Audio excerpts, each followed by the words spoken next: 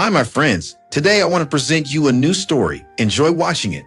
It was nearly 1 in the morning when my phone chimed, the sharp sound slicing through the stillness of my apartment. I reached for it, expecting some late-night work notification. Instead, my mother's name glowed on the screen. Maria, we need to talk about Thanksgiving. Maxwell is hosting this year, and he feels it's best if you don't come. Please understand. He's inviting important people from work. Your presence is not welcome. I sat upright, the words blurring as if my eyes refused to process them. My heart thudded heavily, slow and deliberate.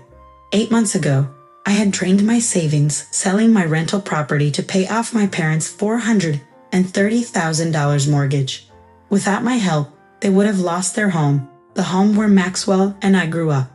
The foreclosure notice had been days away from final. Another ping. This time from Maxwell. Sis, it's nothing personal. But you can be intense sometimes, and I need this dinner to go smoothly. Let's do lunch sometime. I clenched my jaw. Intense, his code for calling out his lies. I could almost hear the smug tilt in his voice.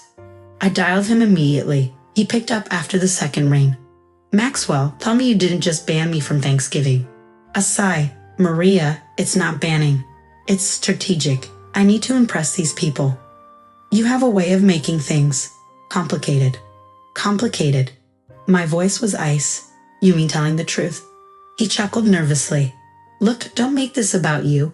I won't. I interrupted, because it's already about you. It always is. I hung up.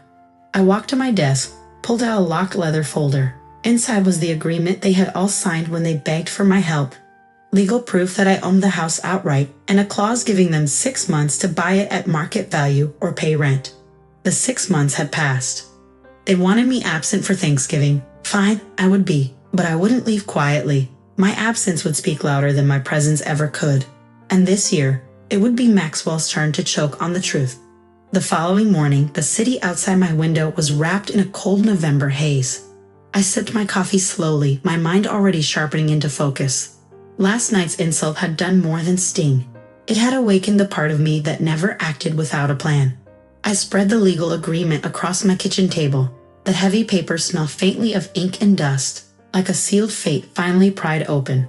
My own signature was bold, confident, theirs looked rushed, desperate. I traced a finger down to Clause 7b. Failure to repay or purchase within 6 months grants the lender full rights to initiate eviction or charge market rent. Effective immediately. They had signed it without hesitation, because they had no choice. I picked up the phone and called Nathan, my lawyer. Nathan, it's time, I said without greeting. A pause, then a low whistle. The clause? Yes, draft the official notice. Serve it the day before Thanksgiving. And Nathan, make sure it's impossible to ignore. He chuckled grimly. Consider it done. For a moment, I imagined Maxwell, all charm and false warmth, setting the perfect table for his important guests, the smell of roasted turkey in the air. Just as the courier arrived with the envelope that would set his world tilting. I leaned back, savoring the thought, but this wasn't only about revenge. This was about accountability. For years, Maxwell's gambling debts, failed ventures, and lies had been brushed aside as mistakes or bad luck. My parents had shielded him, enabling every fall. And now, after I had saved them all from ruin, they had chosen him again over me. The day wore on with methodical precision. Nathan emailed the draft, each sentence cutting as clean as a scalpel. I approved it without changes. That night, I received a text from my mother. I hope you understand, Maria. Maxwell is just under so much pressure. I typed, so am I. Then deleted it. They would understand soon enough, not through words, but through a notarized document slipped into their perfect holiday. In the quiet of my apartment, I folded the folder shut. The game was set. Thanksgiving was no longer a dinner. It was a countdown. The morning of Thanksgiving, I was not in my parents' driveway. I was on a sunlit balcony in Cancun, the ocean stretching out like a jeweled promise. My phone buzzed. Nathan's message. Courier en route. Estimated delivery. 4:17 p.m. Perfect. Just in time for dessert. I imagined the scene. Maxwell's dining room glowing with candlelight, wine glasses raised, his laughter loud and false. He'd be halfway through his practiced speech about family unity when the knock would come. I ordered another coffee and waited. At 4:26 p.m., Nathan called. Package delivered. Reactions. Dramatic. I smiled. Details. He didn't disappoint. Your brother opened it right there at the table. His face. Priceless. He tried to laugh it off, said it was a misunderstanding. But your father read the first paragraph and the whole room went silent. Someone actually dropped a fork. Later, my phone lit up with the chaos I'd anticipated. First, a flurry of texts from Maxwell. What the hell is this? You couldn't wait until after dinner? You're destroying the family.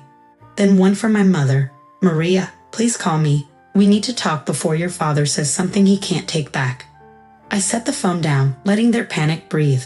By evening, Maxwell had left me a voicemail, his voice tight, edged with something dangerously close to fear. You're bluffing. You wouldn't actually make them pay rent. You're just trying to humiliate me. I replayed it twice, savoring the cracks in his composure. The truth was, I hadn't acted just to humiliate him. Though that part was sweet enough. I had acted to force him and my parents to face reality. Somewhere back home, the perfect Thanksgiving had been scorched to the ground. And it wasn't even Black Friday yet. When my plane touched down, the air felt colder than when I had left. Not the weather. The city itself seemed sharper, as though it knew I was coming back to collect. Nathan met me at his office that afternoon, a neat stack of files waiting on his desk. They've called me 4 times since Thanksgiving, he said, sliding the top file toward me. Your father wants to negotiate. Your mother, she's somewhere between pleading and apologizing.